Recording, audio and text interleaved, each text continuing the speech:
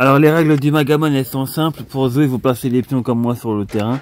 Ensuite chaque joueur prend un dé et celui qui fait le plus grand score commence avec les deux scores du dé. C'est-à-dire là par exemple c'est 5 et 4. Donc moi si je suis les blancs, tous les pions je dois les ramener dans ma maison. Donc je les bouse de 5 et de 4. On peut les bouser comme ça. Ensuite une fois que j'ai lancé c'est à l'autre de jouer, au rouge. Donc il a fait 6 et 2. Il va déplacer de 6 et de 2 pour aller dans sa maison.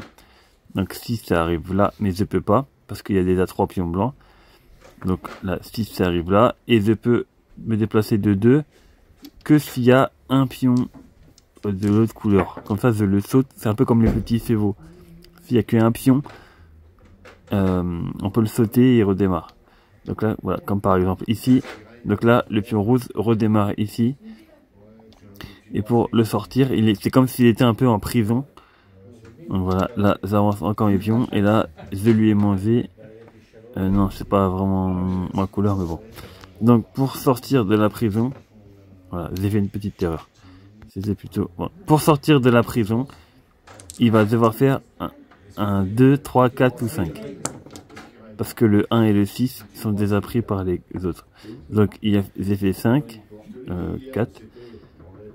Oui, et là je peux avancer de 4 pour manger un autre pion, en fait, et qui lui retournera dans la prison de mon adversaire, et il pourra être débloqué. Là je lui en bouffe un deuxième, donc il a 2 pions en prison.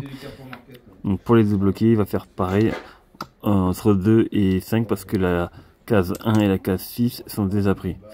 Donc là il est vraiment dans la merde, parce que je lui ai mangé 3 pions. Donc il va pouvoir en sortir que 2. Donc il faut qu'il fasse 2, 3 ou 4. Donc là il peut. Voilà.